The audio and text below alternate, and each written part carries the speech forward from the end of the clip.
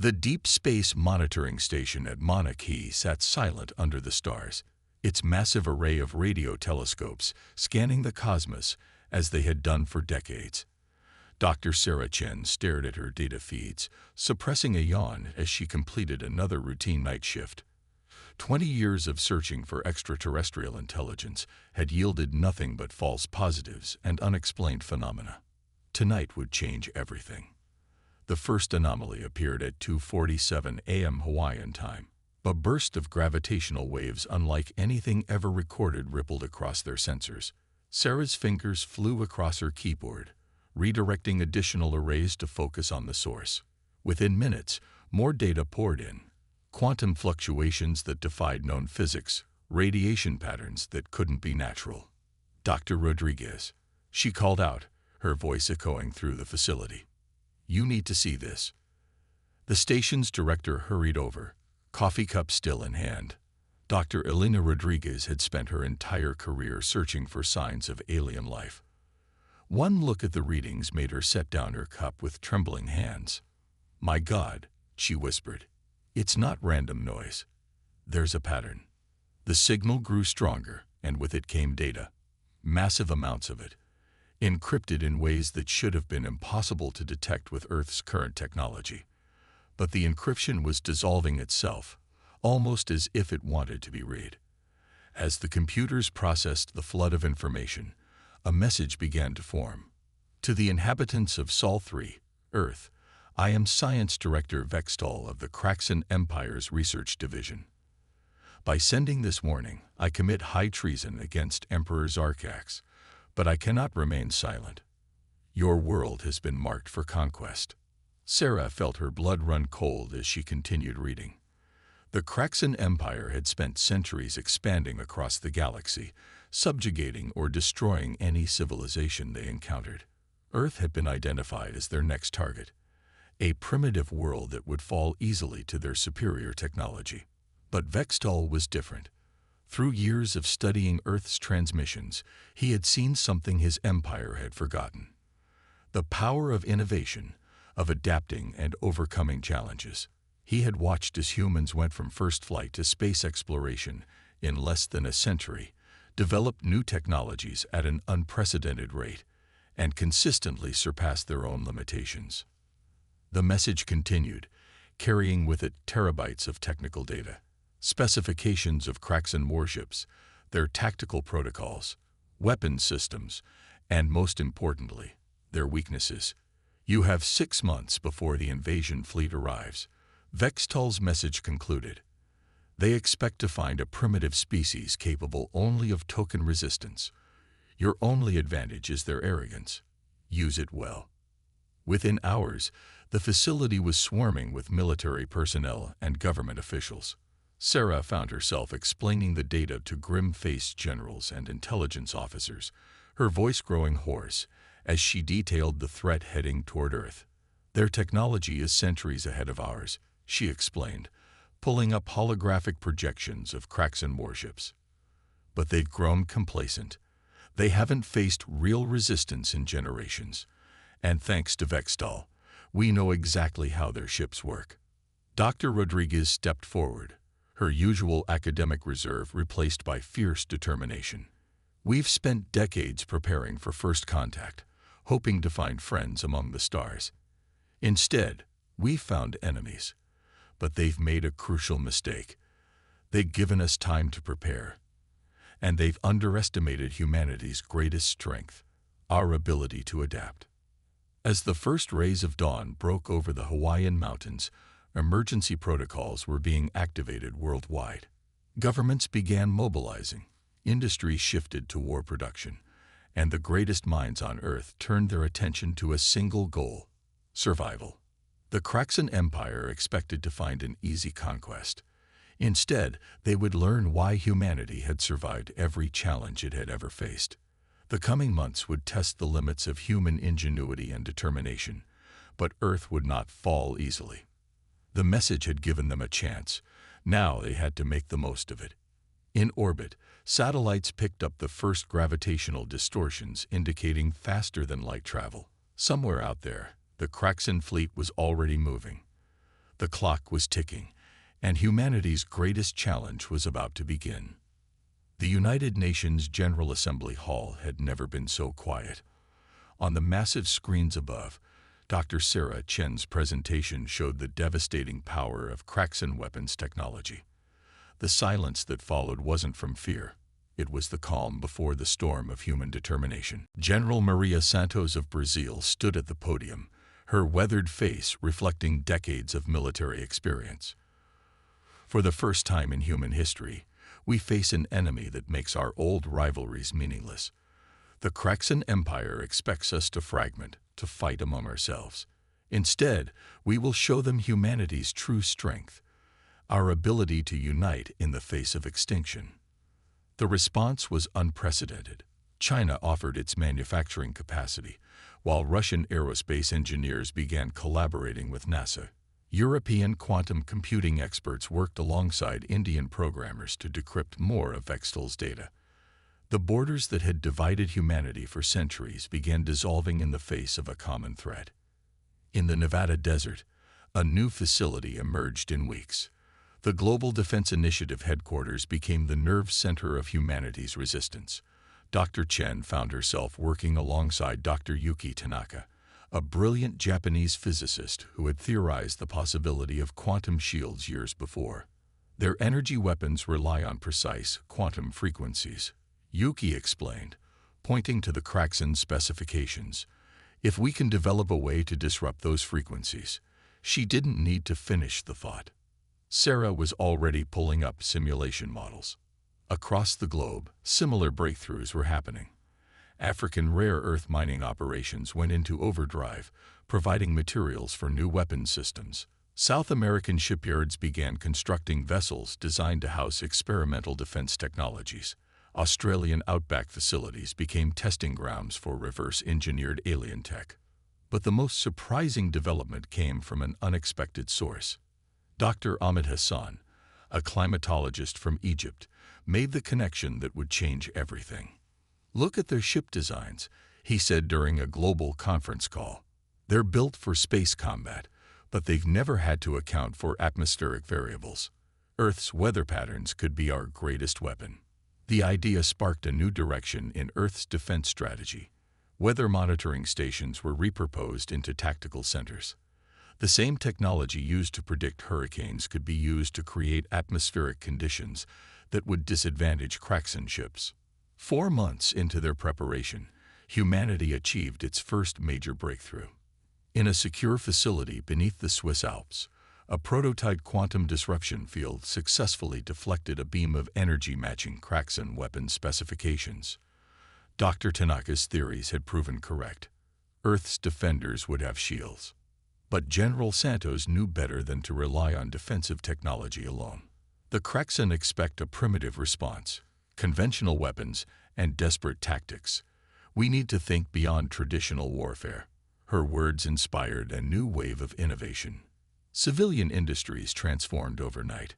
Gaming companies repurposed their virtual reality technology for combat simulators. Social media networks became early warning systems. Even sports analytics companies contributed, their predictive algorithms adapted to forecast alien battle strategies.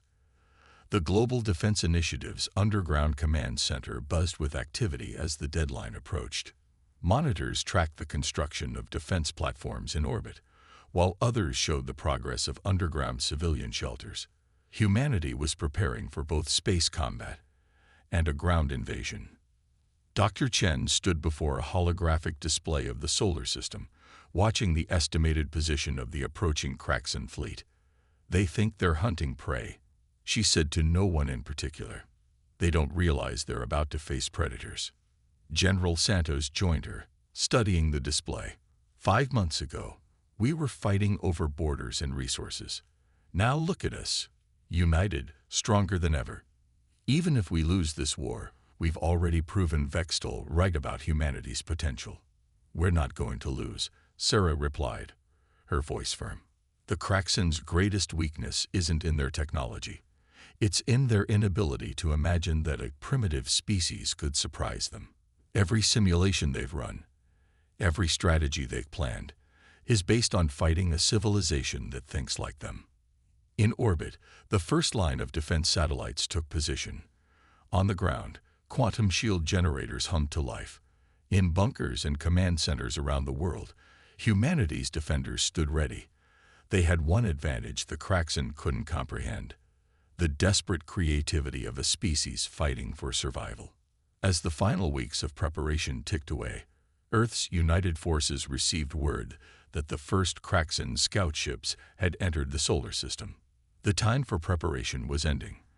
The time for humanity to prove its worth among the stars was about to begin. The Kraxan invasion fleet emerged from hyperspace beyond Mars' orbit, their massive warships casting long shadows across the solar system. From Earth's long-range sensors, they looked like a swarm of metallic locusts, their hulls gleaming with an alien alloy that had never been forged in Earth's foundries. Admiral Chen Wei of the newly formed Earth Defense Fleet watched from his command center beneath the Himalayas as the enemy approached. His sister had been the one to first detect their coming. Now it was his turn to use that knowledge. "Status of Operation Thunderstorm?" he asked, his voice steady despite the weight of humanity's future on his shoulders. "Weather control systems are at full capacity, Admiral," Dr. Hassan reported from his station. "We've created the perfect storm in the upper atmosphere. If they follow their standard invasion protocols." "They will?" Wei interrupted. "Their arrogance demands it. Begin Phase 1. Across Earth's upper atmosphere, thousands of weather control satellites activated simultaneously. Instead of their usual task of monitoring global weather patterns, they now worked in concert to create something unprecedented: a planetary-scale electromagnetic storm system that would play havoc with Kraxan sensors. The invasion fleet moved exactly as Vextal's intelligence had predicted. Their first wave, consisting of atmospheric insertion vessels, descended toward Earth's atmosphere in a standard conquest formation. They expected to encounter primitive air defenses, perhaps a few nuclear missiles. They were completely unprepared for what awaited them. The moment the first ships hit the engineered storm system, their quantum-based sensors began failing. Lightning bolts of unprecedented power, guided by Earth's weather control network, struck their hulls with surgical precision. Ships designed for the sterile environment of space found themselves battling forces of nature turned into weapons. "Multiple contacts losing altitude," reported Captain Sarah Rodriguez from the tactical station. "Their atmospheric compensation systems are failing exactly as predicted." Moving to Phase 2. From hidden bases around the planet, Earth's first generation of quantum-shielded fighters took to the air. They were smaller than the Kraxan ships, more primitive in many ways, but they had been designed with one crucial advantage. They were built to fight in Earth's atmosphere. The battle that followed would be studied in military academies for centuries to come. Kraxan ships, their sensors confused by the electromagnetic storm and their engines struggling against unfamiliar atmospheric conditions, found themselves engaged by human fighters that seemed to emerge from nowhere. The quantum disruption fields Dr. Tanaka had developed proved their worth, turning the aliens' energy weapons into harmless light shows. But the Kraxan Empire hadn't conquered thousands of worlds by being easily defeated. Their command ships, maintaining position in orbit, began launching their heavy weapons platforms. Energy beams capable of cracking continents lanced down from space. Quantum shields holding at 87%, Dr. Tanaka reported from her station in the Swiss facility. "The atmospheric interference is working better than expected.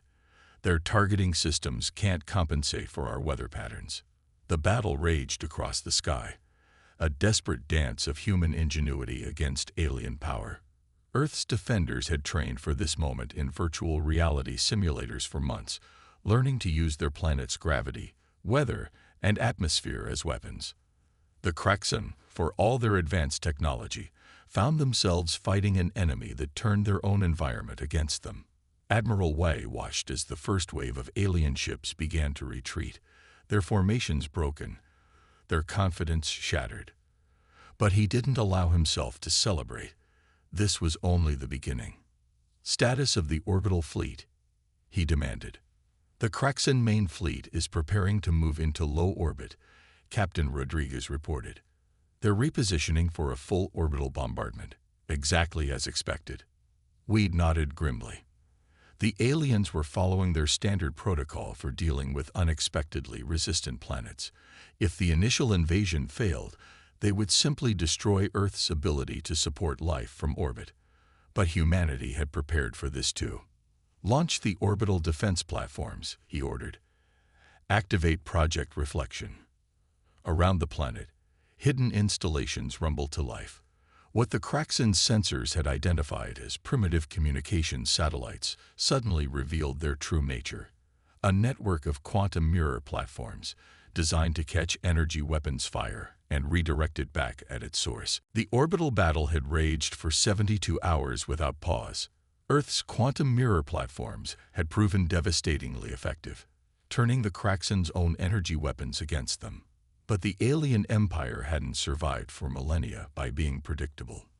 They were adapting. In the Global Defense Initiative's command center, Dr. Sarah Chen watched as the Kraxan fleet shifted tactics, switching to projectile weapons that couldn't be reflected. They're learning, she announced to the assembled command staff. Just like we did. Admiral Wei nodded grimly. Then we adapt faster, Dr. Tanaka. What's the status of Project Swarm? The Japanese physicist pulled up a holographic display showing thousands of tiny dots swarming around larger shades representing Kraxan warships. The nanodrones are performing beyond expectations. Every Kraxan ship they attach to provides us with real-time data on their systems. But, she hesitated. But what? General Santos demanded. They're implementing some kind of quantum field we've never seen before. It's like their ships are shifting slightly out of phase with normal spacetime. Our weapons are becoming less effective by the hour. The news sent a ripple of concern through the command center, but Sarah felt a smile tugging at her lips. They're using their phase shift technology defensively, she said. That means they're scared. They're burning through massive amounts of energy to maintain those fields. Dr. Hassan's eyes lit up with understanding. And if they're using more energy? He turned to his console, fingers flying across the holographic interface. The heat signatures. Their ships must be bleeding excess energy into space. Within minutes, a new strategy was born. Earth's weather control network, already creating havoc in the atmosphere, was reprogrammed to focus on thermal dynamics. The temperature differences between the superheated Kraxan ships and the cold of space created powerful localized storm systems around each vessel. The aliens found their phase shift defenses working against them as lightning storms formed in space itself, drawn to their energy-bleeding hulls. It was a tactic that defied their military doctrine, using natural phenomena as a weapon in space warfare. But humanity's innovations didn't stop there. In underground labs across the planet, scientists worked feverishly to understand and counter each Kraxan adaptation. When the aliens deployed energy-absorbing shields, Earth responded with gravity pulse weapons reversed engineered from their own drive systems. When they launched autonomous hunter-killer drones, humanity's AI specialists created virus programs that turned them against their masters. Dr. Tanaka's breakthrough came during the fourth day of battle. She had been studying the quantum frequency patterns of Kraxan communications when she noticed something peculiar. Their quantum entanglement network, she explained to the command staff. It's not just for communication. It's what allows their fleet to coordinate so precisely. If we could disrupt it. The idea sparked a new wave of innovation. Within hours, Earth's quantum physicists had developed a way to create false entanglement signals. The Kraxan fleet began receiving conflicting orders, their perfectly coordinated attacks falling into chaos as ships responded to phantom commands. Admiral Wei watched from his command post as the alien fleet's formation began to break down. They'd never faced an enemy that could interfere with their command structure, he observed. Their entire military doctrine is built on perfect coordination. But the Kraxan weren't finished. As their primary strategies failed, they began launching desperate attacks, sacrificing ships in suicide runs against Earth's defenses. Each attack forced humanity to develop new countermeasures, to think in ways they never had before. The space around Earth became a laboratory of war, where human ingenuity clashed with alien technology in increasingly complex ways. Civilian scientists worked alongside military strategists, each breakthrough in alien technology leading to new innovations in Earth's defenses. Sarah found herself working with a team of quantum engineers who had discovered a way to use the aliens' own phase shift technology against them. By carefully timing their attacks to the fluctuations in the Kraxen's defensive fields, Earth's weapons could bypass their strongest defenses. "They keep expecting us to follow their rules of warfare," Sarah told Admiral Wee as they watched another Kraxen assault falter in the face of Earth's constantly evolving tactics.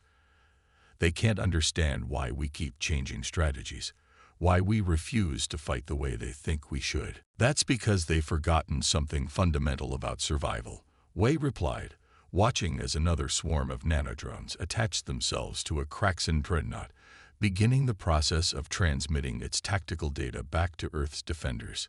When you're fighting for your very existence, there are no rules except one: adapt or die. As the battle entered its fifth day, Earth's defenders had learned more about advanced technology than they had in decades of peaceful development. Each Kraxen attack brought new challenges, and with them, new opportunities for innovation. Humanity was proving that their greatest weapon wasn't their technology or their strategies. It was their relentless drive to survive and overcome.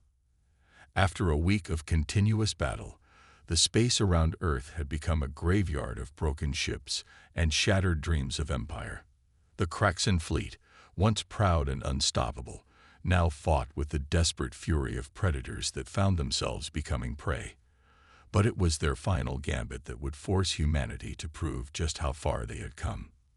From his command center, Admiral Wei watched as the remaining Kraxen ships began a maneuver that even their leaked tactical data hadn't predicted. The alien vessels were linking their quantum fields, merging their power systems into one massive weapon platform. "They're going to try to punch through our defenses with everything they have left," Dr. Tanaka reported, her sensors struggling to measure the enormous energy buildup. "A single beam with the power of their entire remaining fleet." Dr. Hassan's voice cut through the tension. "The atmospheric defense grid can't handle that much energy. If that blast hits Earth..." But Sarah Chen was already moving, her fingers dancing across her console as an idea formed. "Their ships are linked," she said, her voice rising with excitement, "which means they're all operating on the same quantum frequency. Dr. Tanaka, remember how we disrupted their communication network?" Understanding blazed in Yuki's eyes. If we could inject a feedback loop into their linked system. She was already programming new parameters into Earth's quantum disruption network. "We'll only get one chance," General Santos warned. "They'll fire as soon as their weapon reaches full charge." The next few minutes were a blur of activity as humanity's defenders prepared for their final gambit. The weather control network was reconfigured to create a massive electromagnetic corridor designed to guide the Kraxen's energy beam along a precise path. Earth's remaining quantum mirror platforms moved into carefully calculated positions. "Enemy weapon at 90% charge," Captain Rodriguez reported, her voice steady despite the stakes. Admiral Wei's order cut through the tension. "Execute Operation Ouroboros." The Kraxen fleet fired, their combined energy beam lighting up space like a new sun. But it met not Earth's defenses, but a carefully orchestrated network of quantum mirrors and electromagnetic fields. The beam was caught, channeled, and reflected, not back at the Kraxen ships, but into a quantum receiver that Earth's scientists had prepared. For a moment, nothing seemed to happen. Then the feedback loop began. The massive energy discharge, twisted by Earth's quantum disruption field, fed back into the linked Kraxen fleet through their own connected systems. Ships began to break apart as their power cores overloaded. The very technology that made them superior became their undoing. Multiple enemy vessels experiencing catastrophic system failures, Rodriguez reported, unable to keep the awe from her voice. Their quantum links are cascading out of control. In space, the mighty Kraxan fleet began to die, not from Earth's weapons, but from their own power turned against them by human ingenuity. The few ships that managed to break free of the quantum link found themselves isolated and surrounded by Earth's defenders. The battle was over in minutes. The remaining Kraxan vessels, faced with the complete destruction of their fleet, did something unprecedented in their empire's history. They surrendered. Hours later, as Earth's defenders began the process of securing their victory, a new transmission arrived.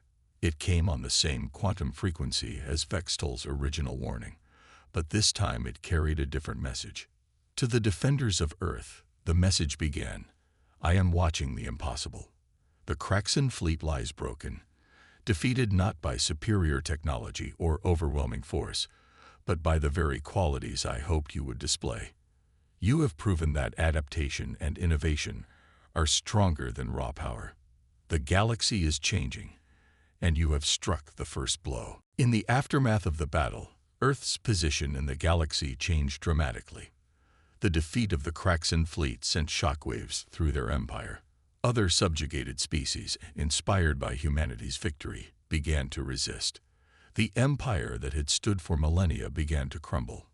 But it was humanity's response to victory that truly showed their character. Rather than seek revenge or empire for themselves, Earth's United Nations reached out to other worlds, offering to share their innovations and help forge a new galactic community based on cooperation rather than conquest. Dr. Sarah Chen stood with Admiral Wei on an observation deck, watching as the first diplomatic ships prepared to leave Earth, carrying representatives to meet with other civilizations. Above them, the stars no longer seemed like distant lights, but gateways to humanity's future. "We did more than save Earth," Sarah said quietly. "We proved something about our species, that humanity's greatest strength isn't in our weapons or our technology." We nodded. "It's in our ability to face the impossible and find a way forward, to adapt, to innovate, to overcome." He smiled. "And now the galaxy knows it too." In the years that followed, humanity would face new challenges and opportunities, but they faced them not as conquerors or victims, but as pioneers and innovators, ready to help forge a better future among the stars. The defeat of the Kraxan fleet wasn't just a victory in battle. It was humanity's first step into a larger universe, one that would help shape through the very qualities that had saved them: creativity, adaptability, and an unwavering determination to overcome any obstacle in their path.